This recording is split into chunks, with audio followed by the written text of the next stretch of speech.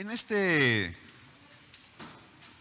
mes, en estas semanas, hemos estado leyendo a partir de el libro de los Hechos, y hay tantas cosas tan hermosas que allí podemos encontrar y aprender y poner en práctica.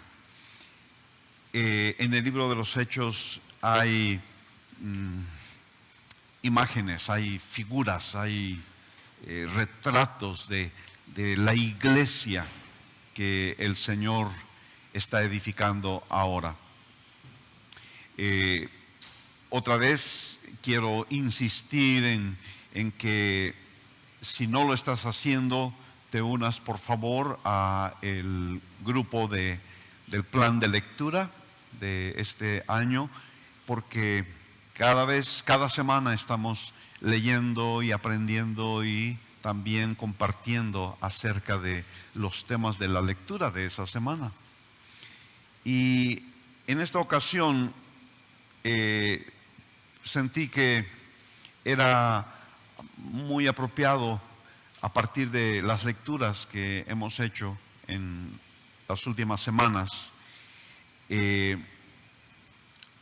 como repetir un ejercicio que todos los que han tomado el curso de nuevos miembros lo han vivido. El grupo de ayer que tomó el curso de nuevos miembros lo vivió, y a mí me encanta esa parte del curso.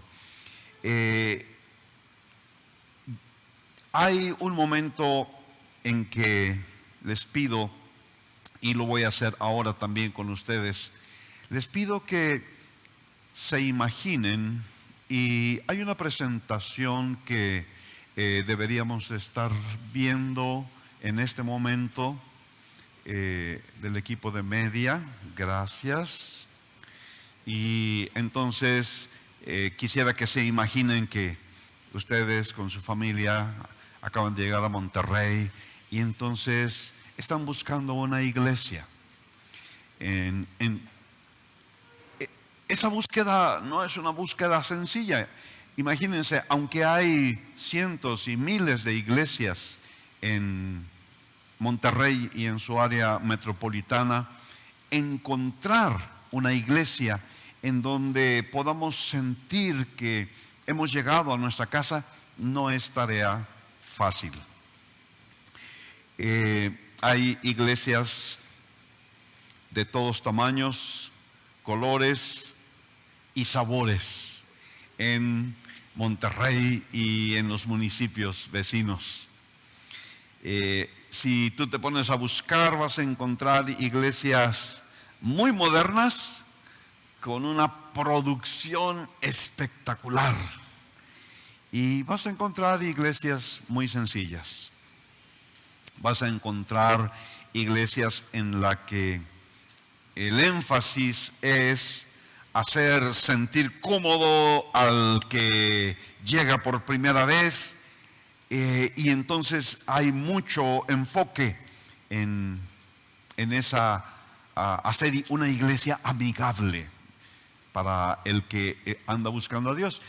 Y hay otras iglesias en que más bien su enfoque va a ser el que Dios esté cómodo, que sea una iglesia en donde Dios se encuentre a gusto. Hay diferentes enfoques. En algunas iglesias vas a encontrar un énfasis así casi enfermizo en el dinero. Dinero, dinero, pedir dinero, pedir dinero. Es a veces lo que distingue a algunas iglesias. Y otras quizá tengan más un enfoque de fe, de creer que Dios va a proveer a las necesidades de la iglesia. Él es el dueño de todo. Habrá iglesias muy grandes en donde te puedes perder entre la multitud y pasar desapercibido si ese es tu deseo. Y hay iglesias pequeñas en donde si faltas el domingo, todo el mundo se dio cuenta y van a estar preguntando por ti. Podrás encontrar iglesias en donde, pues, lo importante es que vayas. Ya tu crecimiento espiritual, pues es tu asunto. Y otras que van a estar muy interesadas en que tú crezcas y van a buscar motivarte continuamente para que tú llegues a una madurez en tu vida cristiana. Hay de todos los colores, tamaños, sabores para escoger en el área metropolitana de Monterrey. Entonces tú acabas de llegar a Monterrey y vas a buscar una iglesia, y yo quiero preguntarte, ¿cuál es la lista de cualidades o requisitos que tú quisieras encontrar en una iglesia para decir: esta es la iglesia que me gusta, donde yo quiero estar, porque tiene esto o tiene esto o tiene esto? Quiero que ustedes me ayuden. ¿Qué es lo que la iglesia debería tener según tu opinión? ¿Cómo es la iglesia que tú has soñado? Necesito ayuda. Una iglesia donde haya buena palabra, nos dice Vivi. ¿Quién más? ¿Quién más? Así, rápido, rápido, rápido. Ok, de esta sección, alguien dígame. Enseñanza, palabra y enseñanza. Ok, eso es lo que queremos. De esta sección, ¿cómo es la iglesia? Donde hay jóvenes que aman al Señor, se pueden casar. Donde hay jóvenes que amen al Señor y poder encontrar con quién casarse. Muy buena. De esta sección, alguien dígame. Donde haya una hermosa alabanza. Muy bien. Y de esta sección, donde podamos sentir la presencia de Dios. De esta sección, ¿quién dijo? ¿Paz? Paz. ¿Cuál paz? Que se sienta, que la presencia de Dios nos ministre paz. En esta sección, ¿cómo es la iglesia soñada? Que el pastor aprenda a predicar. Ok, sí. Y de esta sección, alguien dígame. Que haya unidad en la iglesia, que no haya grupitos por acá, grupitos por allá, sino que haya unidad. Y miren, es un ejercicio bien padre cuando lo hacemos ahí en el grupo de nuevos miembros, en el curso de nuevos miembros. Salen ideas bien hermosas. Yo sueño con que la iglesia sea así, sea así, sea así. Y todos tenemos ese sueño, todos tenemos ese anhelo, y todos en algún momento andamos en la búsqueda de una iglesia que cumpla con esos requisitos, con esas cualidades.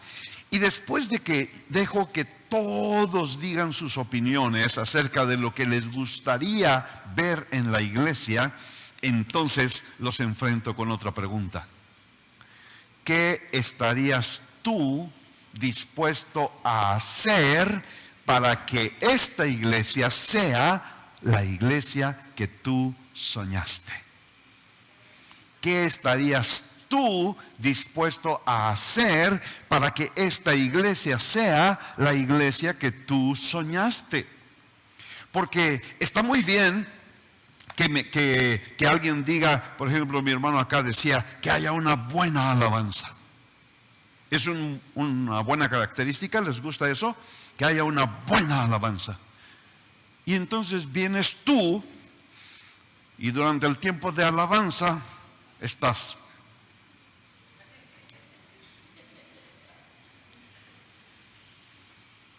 Si quieres que haya una buena alabanza, tú tienes que contribuir y hacer que el tiempo de alabanza sea un tiempo glorioso en la reunión de la iglesia. ¿Estás de acuerdo? Ok. Dice Tamara, una iglesia donde haya unidad. Pero entonces vienes a la reunión y dices, ¿dónde están mis amigos? Y hacemos una bolita por aquí. Y parece como que ya se cerró el círculo y nadie más puede entrar. Porque Tamara está con sus amigos. No la interrumpan, por favor. Si queremos una iglesia donde hay unidad, cada uno debe de contribuir. ¿Y qué podríamos hacer en ese punto? Quizá en lugar de cerrar un círculo de amigos, podríamos levantar la mirada y ver quizá hay alguien solito por allí. Y entonces ir y hacerle plática y hacerlo sentir bienvenido, hacerlo sentir parte de la familia de la iglesia. ¿Qué estás dispuesto a hacer tú para que esta sea la iglesia que soñaste? Ahora, yo creo que una pregunta aún más relevante es: ¿cómo es la iglesia que Cristo soñó cuando Él dijo, yo edificaré mi iglesia? ¿Cómo es la iglesia que Cristo soñó cuando Él expresó esas palabras? Porque yo estoy seguro que el Señor Jesucristo, cuando dijo eso, no lo dijo al aire como dejando que, pues ahí, cada quien en su tiempo, que haga iglesia como le guste. Yo creo que Jesús, nuestro Señor, tenía una idea muy clara, muy definida acerca de la clase de iglesia que Él quería edificar, que Él está edificando. Entonces, cuando hemos estado leyendo el libro de los Hechos en estos días, en estas semanas, ¿qué es lo que hemos encontrado allí? Imágenes de la iglesia. La iglesia en Jerusalén, la iglesia en Antioquía, la iglesia en Éfeso, la iglesia en Corinto. Iglesia, iglesia, iglesia, iglesia. Y en cada una de esas imágenes es como una fotografía que el Señor nos dejó allí. El libro de los Hechos es como un álbum de fotografías en donde podemos ver la iglesia que Cristo soñó. Porque esa iglesia en el libro de los Hechos, esas iglesias en aquellas primeras décadas después de que el Señor Jesucristo ascendió, son el reflejo más genuino, más fiel, más cercano a lo que Cristo soñó como iglesia. Entonces, lo que quiero ahora es hacer un rápido recorrido, no completo, no a fondo, pero un rápido recorrido por varias de esas fotografías que nos encontramos en el libro de los Hechos. ¿Cómo eran las iglesias del libro de los Hechos? La primera característica que es central es que Cristo era la piedra angular. La iglesia giraba alrededor de nuestro Señor Jesucristo. Una y otra vez en el libro de los Hechos encontramos a los apóstoles predicando como Pedro el día de Pentecostés: sepa pues con certeza toda la casa de Israel que a este Jesús a quien ustedes crucificaron, Dios lo ha hecho Señor y Cristo. Este Jesús, la piedra que los edificadores rechazaron, ha venido a ser la piedra angular. Este Jesús, no hay otro nombre en que podamos ser salvos. Este Jesús, no hay otro mediador entre Dios y los hombres. Es Jesús el centro de la iglesia.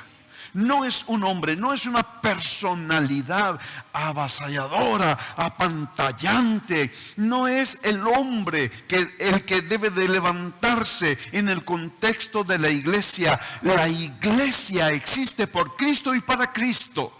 Él es el Señor, Él es el Salvador, Él es el que resucitó, Él es el que murió por nuestros pecados. Él es la cabeza de la iglesia. La iglesia es del Señor. La iglesia es para el Señor. Cuando Pablo se despide de los ancianos de Éfeso, les dice: tengan cuidado de sí mismos y de toda la congregación en medio de la cual el Espíritu Santo les ha hecho obispos para pastorear la iglesia de Dios, la cual Él compró por su propia sangre. También vemos fotografías de la iglesia en el libro de los Hechos, enfocada en la palabra, en la predicación, en la enseñanza de la palabra de Dios. Hay una frase que a mí siempre me ha impresionado cuando Pablo le dice a los ancianos de Éfeso en Hechos 20:27: pues no rehuí declararles todo el propósito de Dios. La NTV lo dice así: porque no me eché para atrás a la hora de declarar todo lo que Dios quiere que ustedes sepan. O la Reina Valera 60, declararles todo el consejo de Dios. Yo me quedo asombrado, porque el tiempo que Pablo pasó en cada una de esas iglesias fue muy corto, realmente muy corto. En cuestión a veces de semanas, a veces de meses, la iglesia quedaba plantada, quedaba establecida, quedaba estructurada, los ancianos eran establecidos y quedaban allí creyentes de calidad. Tengo un estudio, por ejemplo, de la iglesia en Tesalónica. Hermanos, si contamos el tiempo que Pablo pasó presente en la iglesia en Tesalónica, enseñándoles y compartiéndoles la palabra de Dios, realmente es muy poco. Y en poco tiempo, ustedes pueden leerlo en las epístolas a los tesalonicenses, la calidad de cristianos que allí se formaron. ¿Por qué? Porque se les enseñó la palabra de Dios y ellos recibieron la palabra de Dios, ellos la abrazaron 100% y la palabra de Dios produjo una transformación en sus vidas muy poderosa. Pablo les dio todo el consejo de Dios, todo lo que ellos necesitaban saber para vivir una vida cristiana victoriosa. Pablo se los compartía en muy poco tiempo. La palabra es tan importante, mis hermanos, porque es la enseñanza de la palabra la que alimenta nuestra alma. Necesitamos leche espiritual, no agua de horchata con mucho azúcar, no. Necesitamos leche espiritual, necesitamos carne espiritual, no sopa Maruchan. Necesitamos leche y carne espiritual y no debemos conformarnos con menos que eso. Es la palabra la que nos hace cristianos fuertes y sanos, que crecemos hacia la madurez. Es muy común que cada iglesia, no importa de qué color sea, cada iglesia dice: es que nosotros tenemos la sana doctrina. Nosotros tenemos la sana doctrina. ¿Y qué significa eso? Yo creo que hay que hacer una prueba de ácido, como se dice a veces, acerca de esa declaración. ¿Están enseñando toda la palabra de Dios o solamente una parte? ¿Están poniendo en la mesa 12 panes como en el tabernáculo o nada más están poniendo 3? Todo el consejo de Dios es necesario en nuestra vida. La palabra es importante. En tercer lugar, eran creyentes en estas iglesias que estaban llenos del Espíritu Santo. Todos los creyentes en las iglesias del libro de los Hechos recibían el bautismo con el Espíritu Santo, hablando en otras lenguas. Es muy importante que entendamos esto. Y esto a veces causa polémicas y causa hasta divisiones en el cuerpo de Cristo. Pero en el libro de los Hechos podemos ver claramente que la experiencia de salvación es diferente que la experiencia de recibir el bautismo con el Espíritu Santo. En el capítulo 8, en la iglesia de Samaria, lo pueden ver. Allí la gente recibió la predicación de Felipe y ellos recibieron la salvación. Ellos creyeron la predicación de Felipe acerca del Señor Jesucristo, pero luego los apóstoles enviaron a Pedro y a Juan para que los visitaran. Se dieron cuenta de que ellos todavía no habían recibido el Espíritu Santo. Entonces les enseñaron, oraron por ellos, impusieron sobre ellos las manos y ellos recibieron el bautismo con el Espíritu Santo. O en Éfeso, en el capítulo 19, cuando Pablo encontró a 12 discípulos y les preguntó si habían recibido el Espíritu Santo, y ellos dijeron: ni siquiera sabemos qué es eso, nadie nos ha enseñado. Entonces Pablo les enseñó y les puso las manos y ellos fueron llenos con el Espíritu Santo y empezaron a hablar en otras lenguas y a profetizar. Las iglesias del libro de los Hechos estaban llenas de creyentes que tenían la llenura del Espíritu Santo en sus vidas, que hablaban en lenguas y que se movían en los dones del Espíritu, la profecía y los otros de la lista de 9 que está en 1 Corintios 12. Esa es la clase de creyentes que había en estas iglesias y esa es la clase de creyentes que nosotros queremos ser. Hay algunos que dicen: no hablen en lenguas en la iglesia porque se va a espantar la gente, va a pensar que están locos. No hablen en lenguas. Alguna vez me contaron de una iglesia en que hay personas que tienen este ministerio particular de que si oyen que alguien está hablando en lenguas, van rápido y le dicen: shh, eso no se puede hacer aquí. Shh. ¿Qué es eso? Las iglesias del libro de los Hechos tenían creyentes que no se espantaban con las lenguas.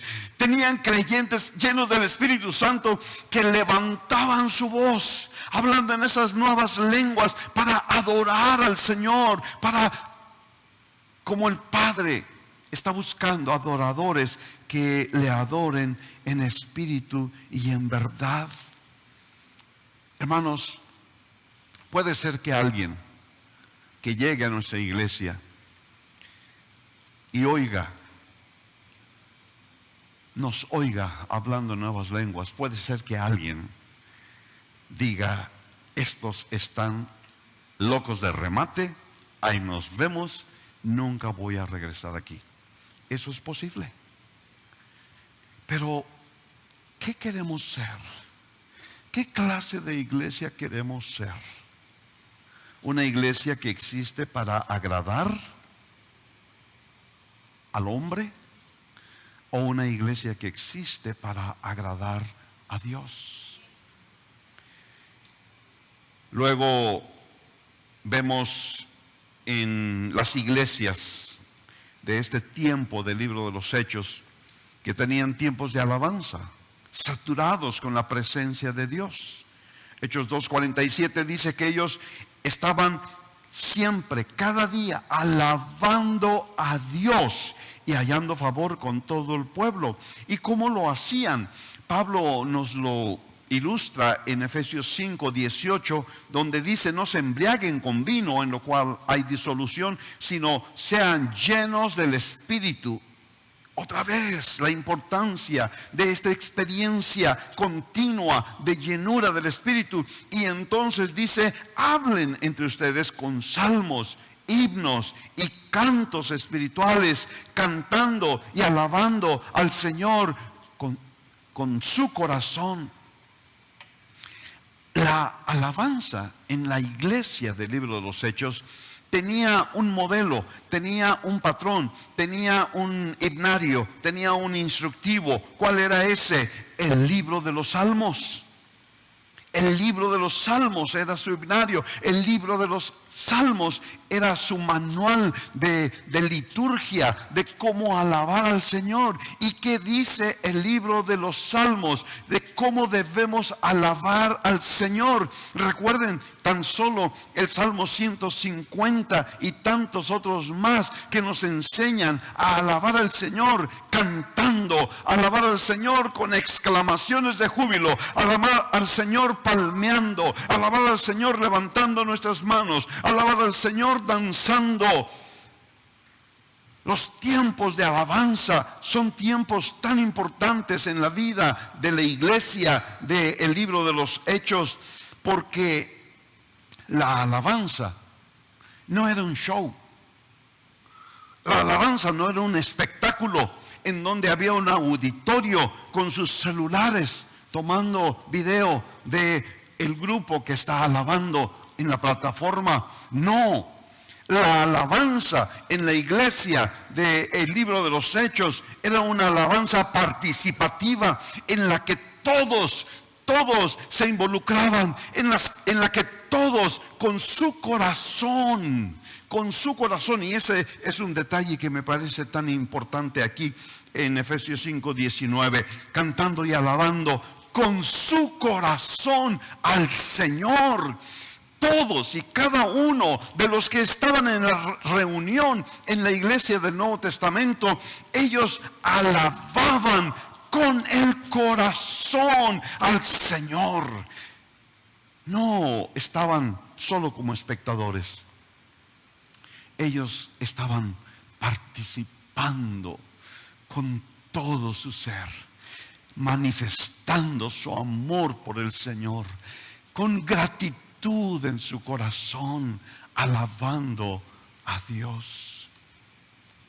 ¿Puedes tú decir algo, hacer algo en alabanza al Señor en este mismo momento?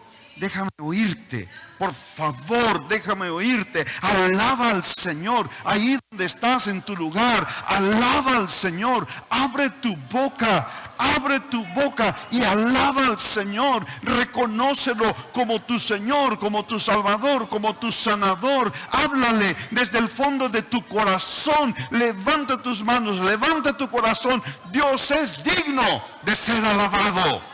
Dios es digno de ser alabado. La vida de oración de la iglesia hacía temblar el lugar donde ellos estaban.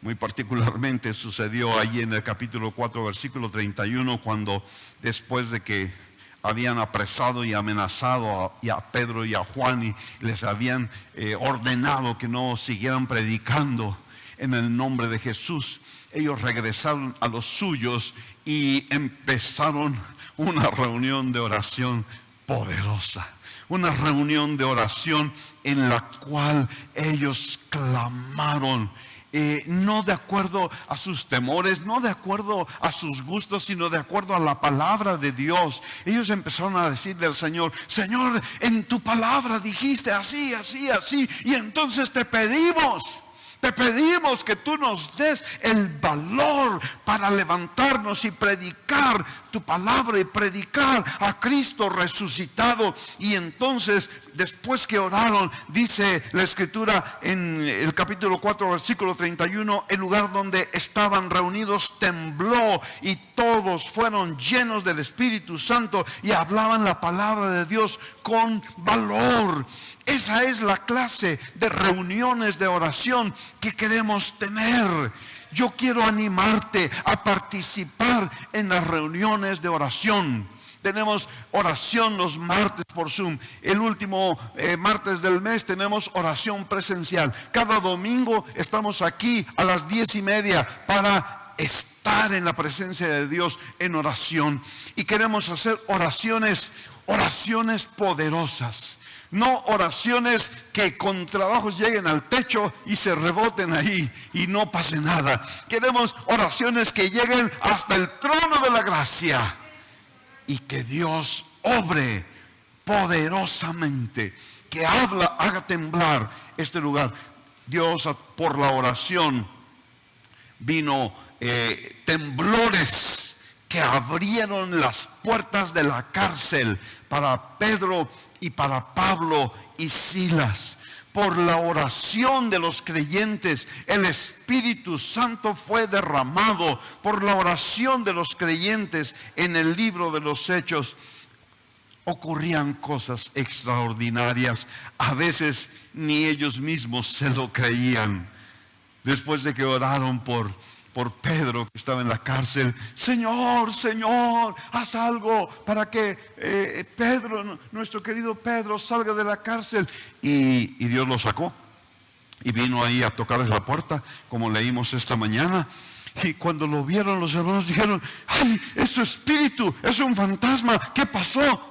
Pues cómo no, que habías estado orando para que Dios sacara de la cárcel a Pedro, y ahora que ya lo hizo, no lo puedes creer. Ay, hermanos, necesitamos orar y que Dios nos sorprenda. Que Dios nos sorprenda. Que Dios nos muestre qué poquita fe tenemos, pero qué grande Dios tenemos. Era una iglesia donde había sanidades extraordinarias. En Hechos capítulo 5, el versículo 15, y es solamente un botón de muestra, porque el libro de los Hechos está lleno de este tipo de cosas. Dice el versículo 15 allí: a tal punto que aún sacaban a los enfermos a las calles y los tendían en lechos y camillas, para que al pasar Pedro, siquiera su sombra cayera sobre alguno de ellos. También la gente de las ciudades en los alrededores de Jerusalén acudían, trayendo enfermos y atormentados por espíritus inmundos, y todos eran sanados. Todos eran sanados. Ese concepto lo encontramos en el ministerio del Señor Jesucristo, cuando traían enfermos de todas partes para que el Señor Jesucristo orara por ellos, y la Escritura dice: y todos eran sanados. Y esto mismo está ocurriendo aquí en el tiempo de la iglesia del libro de los Hechos, y todos eran sanados y eran liberados de espíritus inmundos. Y esto es algo que nosotros queremos ver. No sé, quizá algunos no oran por los enfermos porque les da pena. Pues ¿qué tal si no pasa nada? ¿Qué tal si oramos por un enfermo y no pasa nada? ¿Sabes? No es tu culpa, no es tu responsabilidad, no es tu obra, no es tu poder, nada. El que sana a los enfermos es Dios. En una ocasión, cuando Pablo y Bernabé, creo que fue en Listra, estaba un cojo, un paralítico allí, y lo vieron, y entonces oraron por él, y Dios lo sanó. Y la gente dijo: dioses nos visitan. Uno lo llamaron Júpiter, y el otro, ¿cómo llamaron? Se me fue el nombre. Y trajeron toros y trajeron guirnaldas de flores para ofrecerles a ellos. Y entonces ellos, totalmente desesperados, empezaron a gritar, empezaron a clamar: por favor, no hagan eso, no hagan eso. Nosotros somos hombres como ustedes. Es el Señor Jesús quien ha hecho esta obra. Ellos tenían muy claro en su corazón que las sanidades no las hace el hombre, no las hace el ministro, no tiene ningún poder para hacerlo. Solamente Dios lo puede hacer y solamente a Dios se le debe dar gloria. Aleluya. Cuando leí eso de las guirnaldas me acordé de la India, porque siempre que llegamos allá a la India nos reciben con unos collarzotes así de flores tremendos, y cuando estamos en las iglesias otra vez unas flores. A veces incluso traen unos como mantos, como rebozos, no sé, de colores bien bonitos, y lo ponen sobre nuestros hombros y nuestras flores, y nos toman la foto y toda la cosa. Y me acordé un poco de lo de Pedro y Pablo y Bernabé en Listra. Perdón, pero aquí no le vamos a poner flores a nadie, ni al pastor, ni a ningún predicador visitante. Aquí las flores son exclusivamente para Jesús. Él es el que hace las sanidades extraordinarias que nosotros anhelamos ver en este lugar. Ellos tenían hambre por leer y conocer la palabra de Dios. Se dice de los de Berea que ellos eran más nobles. Ellos eran más nobles. Y entonces ellos escudriñaban cada día las escrituras. Diariamente ellos abrían los rollos, porque no había libros en ese tiempo, los rollos de la palabra de Dios, y ellos escudriñaban las escrituras cada día, porque ellos eran más nobles.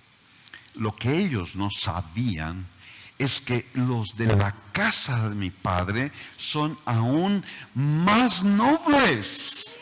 Y todos los días están abriendo las escrituras, y el plan de lectura, y el capítulo del día, y el devocional del día, y están anhelantes, hambrientos por llenar sus mentes y sus corazones con la palabra de Dios. Esa es la clase de creyentes que había en estas iglesias. También en el capítulo 5, versículo 42, aunque hay otros más en el libro de los Hechos que nos hablan de esto, ellos se reunían en el templo y en las casas. Dice el versículo 42, todos los días en el templo y de casa en casa no cesaban de enseñar y proclamar el evangelio de Jesús como el Cristo.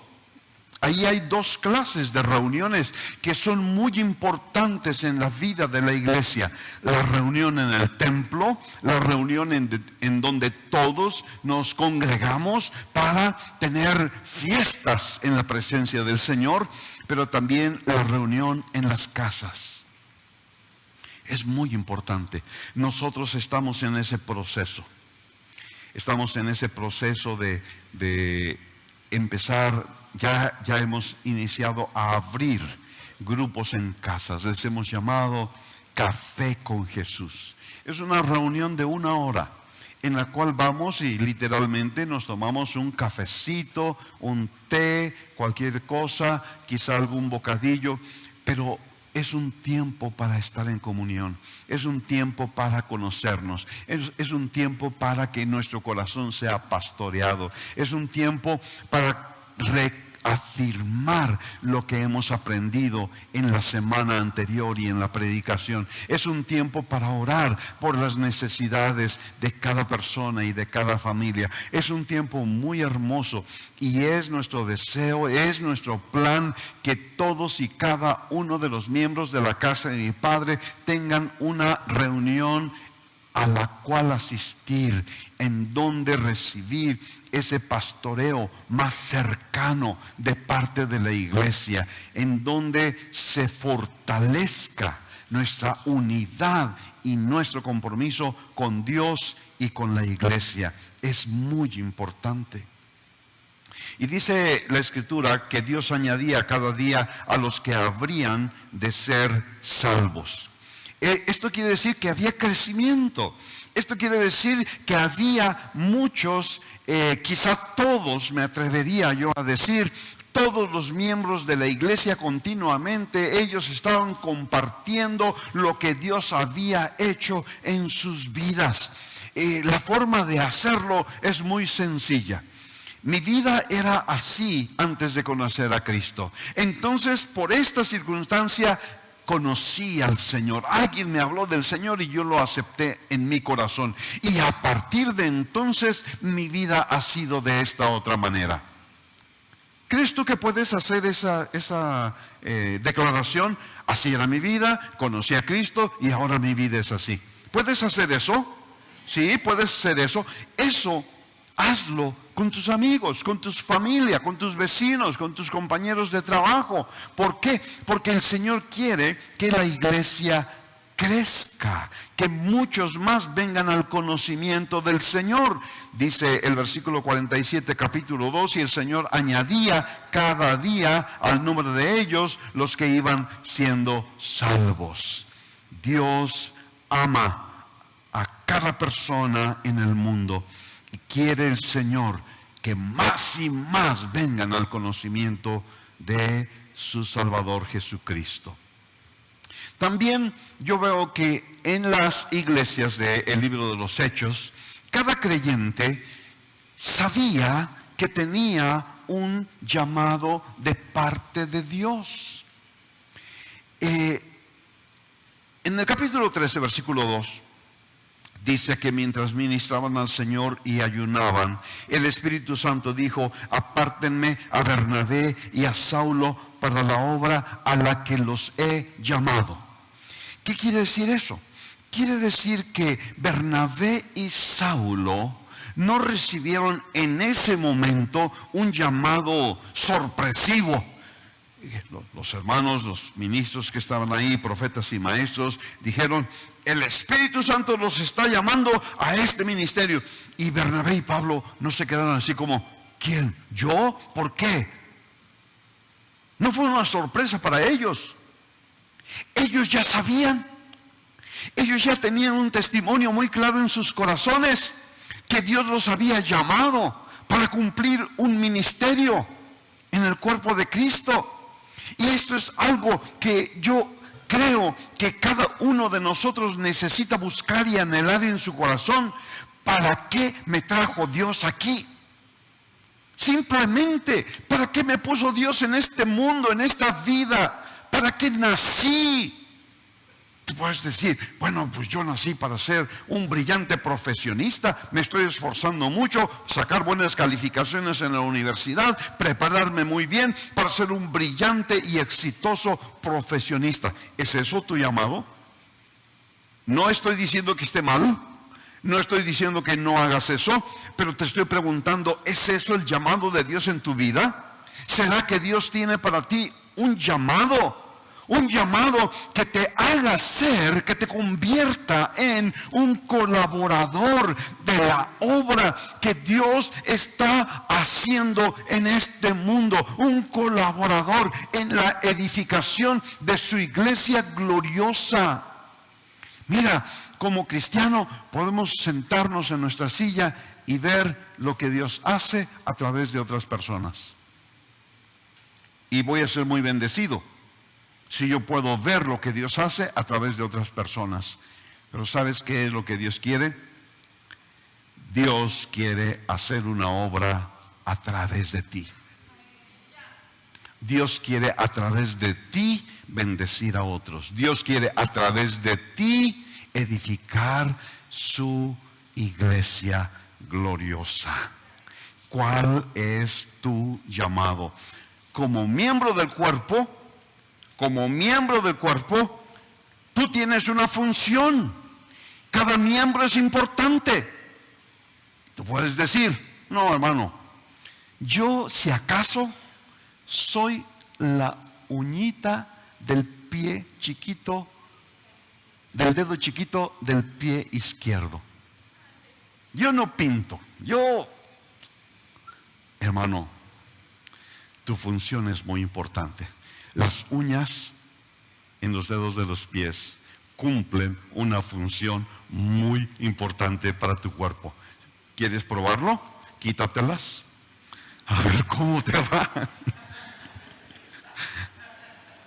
Cumplen una función muy importante. Así que no digas, yo no soy nada, yo no tengo un llamado. No es así. Dios quiere usarte a ti. Amén. En las iglesias del Nuevo Testamento estaban formadas por familias victoriosas que practicaban y entendían el orden de Dios para la familia. Vemos a Pablo diciéndole al carcelero en Filipo: cree en el Señor Jesús y serás salvo tú y toda tu casa. Fíjense, eso no quiere decir que si tú recibes a Cristo en tu corazón, entonces toda tu familia es automáticamente salva. No quiere decir eso. ¿Por qué? Porque cada uno para el llamado de Dios a la salvación. Cada uno. Dios no tiene, Dios tiene hijos, pero no tiene nietos, ni sobrinos, ni otros parientes. Dios nada más tiene hijos. Entonces cada uno de nosotros necesita responder al llamado de amor de Cristo. A ese llamado de amor de Cristo en la cruz, con sus brazos extendidos, diciendo: aquí estoy muriendo por ti, para salvarte a ti. ¿Cuál es la respuesta que tú vas a tener? Entonces, esta palabra no es una garantía de salvación automática para el resto de los miembros de tu familia, pero creo yo que es una invitación para que tú puedas ser el canal a través del cual tu familia pueda ser bendecida, pueda ser tocada por Dios, pueda llegar al conocimiento de Cristo como su Señor y Salvador, y pueda ser edificada conforme al diseño que Dios hizo para la familia desde el mero principio. Dios diseñó la familia y nosotros necesitamos edificar familias de acuerdo al orden de Dios. A Crispo, el oficial de la sinagoga, también dice el libro de los Hechos que creyó en el Señor con toda su casa. A Dios le importa tu familia, a Dios le interesa tu familia. Hay tantas instrucciones hermosas en el Nuevo Testamento que nos hablan acerca de la belleza y la importancia del matrimonio, acerca de la necesidad de criar a nuestros hijos para que ellos conozcan a Dios desde su más temprana edad, instruirlos, amonestarlos, disciplinarlos en el Señor, criarlos en el Señor. Mis hermanos, estamos viviendo un tiempo de lucha, un tiempo de guerra por nuestros hijos. Estamos viviendo un tiempo peligroso. Y ¿sabes qué?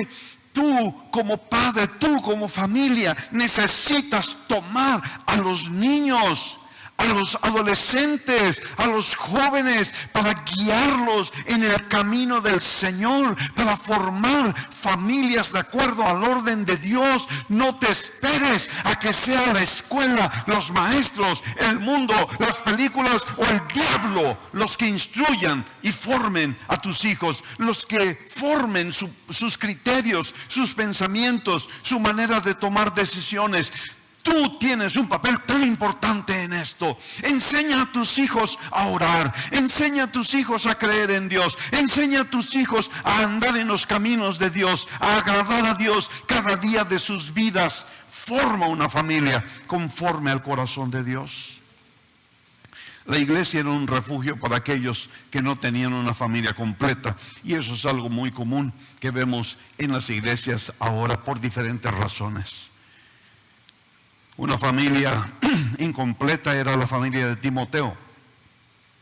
Timoteo era un joven Yo creo que apenas saliendo de su adolescencia, cuando él conoció a Cristo, escuchó a Pablo predicando y entonces él creyó.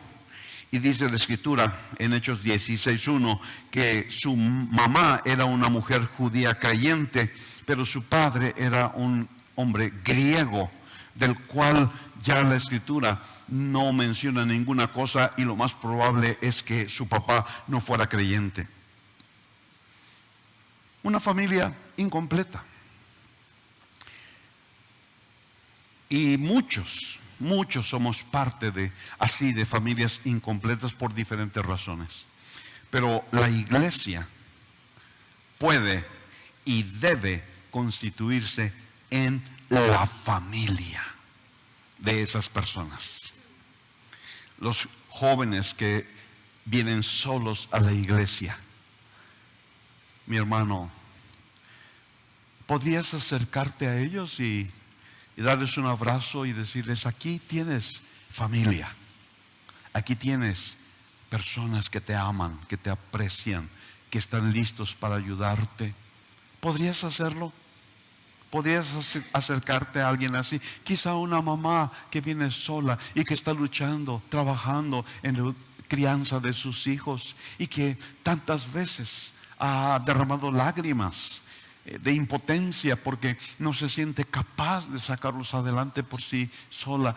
¿Podrías acercarte a ella y darle un abrazo y decirle: cuenta conmigo cuando tengas una necesidad, aquí estoy yo para ayudarte? Esto es algo tan necesario. Los jóvenes estaban tan enamorados de Cristo en estas iglesias que las cosas del mundo no les resultaban atractivas. El propio Timoteo, del que nos habla el capítulo 16, dice allí en el versículo 1 que estaba allí cierto discípulo llamado Timoteo. Es decir, que era apenas un jovencito, pero a una corta edad él ya era reconocido como un discípulo de Cristo. Y mira lo que dice el versículo 2, capítulo 16, versículo 2, del cual hablaban elogiosamente los hermanos que estaban en Listra y en Iconio. Ese jovencito se había convertido, se había hecho un discípulo de Cristo, y su vida, su testimonio era tal que los hermanos en la iglesia de Listra y en la iglesia de Iconio lo conocían y hablaban elogiosamente acerca de él, acerca de Timoteo. Esta es la clase de jóvenes que las iglesias del libro de los Hechos tenían. Jóvenes comprometidos, jóvenes que amaban a Dios, jóvenes que rechazaban las invitaciones del mundo y que preferían estar con el Señor, seguir al Señor, ser un discípulo digno de ser elogiado. De él dice Pablo: huye pues de las pasiones juveniles y sigue la justicia, la fe, el amor y la paz con los que invocan al Señor con un corazón puro. Esa es la clase de jóvenes que la iglesia debe de levantar, formar, entrenar, amar, apreciar, abrazar, animar. Jóvenes que anhelen ser misioneros antes que ser ricos o famosos. Era una iglesia o iglesias en donde se amaban los unos a los otros. De la iglesia de Tesalónica, de la cual les he mencionado que, wow, qué cristianos de excelencia había en la iglesia en Tesalónica. Miren lo que dice allí Pablo de ellos: pero en cuanto al amor fraternal, no tienen necesidad de que nadie les escriba, porque ustedes mismos han sido enseñados por Dios a amarse unos a otros, porque en verdad lo practican con todos los hermanos que están en toda Macedonia. Pero les instamos, hermanos, a que abunden en ello más y más. ¿Cómo eran conocidos los de Tesalónica? Porque se amaban los unos a los otros. Se amaban los unos a los otros. Eran un ejemplo para todas las iglesias, y aún así Pablo les dice: háganlo más, ámense más, sean conocidos más por su amor de los unos por los otros. Esto es el distintivo de los verdaderos discípulos de Cristo, en que se aman los unos a los otros. El carácter de Cristo se manifiesta en ellos y a través de ellos. Yo creo que hay mucho más, pero creo que es suficiente. ¿Quieren ponerse de pie? No vamos a ser una iglesia que oye y olvida. Vamos a ser una iglesia que oye y practica. Yo te voy a pedir algo. Salte de tu lugar y busca a alguien. Quizá alguien que está solo. Quizá alguien donde Dios te dirija, porque Dios te haga sentir que quizá están pasando por un tiempo de lucha y necesitan un abrazo, necesitan una palabra de ánimo. Quizá alguien que viene de una familia incompleta. Quizá alguien que necesita ser edificado. No te quedes en tu lugar. El distintivo es que se amaban los unos a los otros. Entonces, puedes llegar con alguien ahora mismo y decirle: ¿sabes qué? Te amo. Te amo. Aquí tienes a alguien con quien puedes contar. Aquí tienes a alguien que te va a apoyar, cualquiera que sea la situación que tú estás viviendo. Por favor, muévete de tu lugar y ve con alguien y dile: ¿sabes qué? Aquí nosotros vamos a levantar una iglesia como esas iglesias del libro de los Hechos. Una iglesia llena de amor, llena de unidad, llena del Espíritu, llena de la palabra.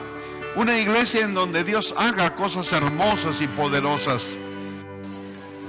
Hay alguien que está esperando tu abrazo. Por favor, alguien está esperando tu abrazo. Muévete, búscalo. No permitas que pase este momento sin que tú pongas en práctica.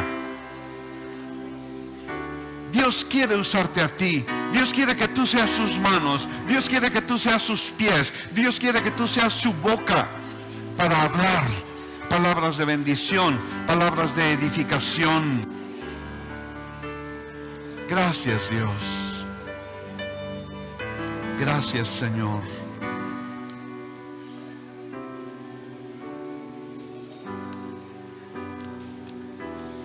No se sienten, vamos a terminar. El modelo del libro de los Hechos es el reflejo más puro del diseño de la iglesia que Cristo soñó.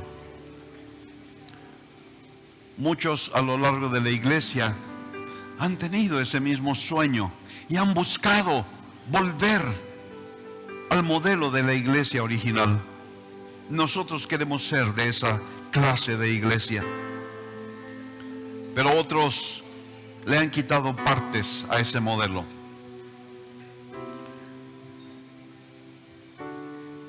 Otros han dicho: pues esta parte sí me gusta y esta parte no me gusta, y entonces nos han dejado a veces con iglesias mutiladas.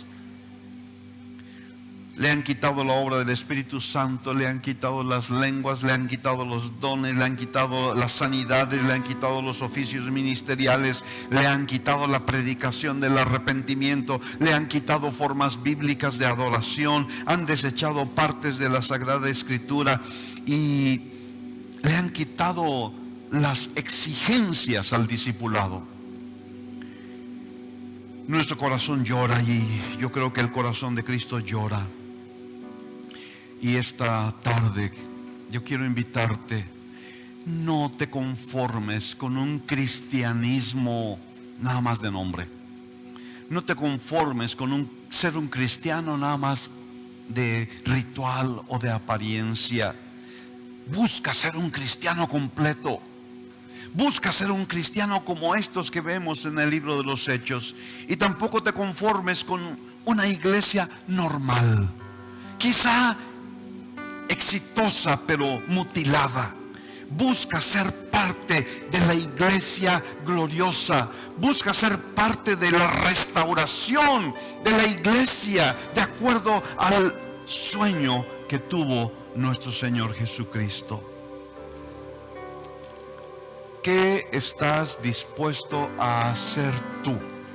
Porque puedes decir: ok, pastor, ya se diseñó usted la tarea, hágala por favor. Gracias, gracias. Pero no puedo. Solo yo no puedo. ¿Qué estás dispuesto a hacer tú para que esta iglesia sea una iglesia como las iglesias del libro de los Hechos? Una cosa yo sé, es la promesa de la palabra del Señor: la gloria postrera de esta casa será mayor que la primera. Esto yo sé. La iglesia del libro de los Hechos fue gloriosa. La iglesia del libro de los Hechos puso de cabeza al imperio romano. Los templos de los ídolos o se tiraron o se convirtieron en iglesias. La iglesia del libro de los Hechos hizo cosas grandiosas. Pero la promesa de Dios es la gloria de la casa postrera, esta casa, la iglesia de hoy. La gloria de la casa postrera será mayor que la gloria de la casa primera. Podemos esperar cosas grandes. Debemos esperar cosas grandes. Debemos disponer nuestro corazón para hacer cosas grandes para la gloria de nuestro Señor Jesucristo. ¿Hay un amén? Sí, Padre, lo creemos. Clamamos que tu Espíritu Santo obre en nosotros y a través de nosotros para que tu iglesia gloriosa sea edificada en este tiempo. Lo pedimos en el nombre de Jesús y te damos gracias. Amén.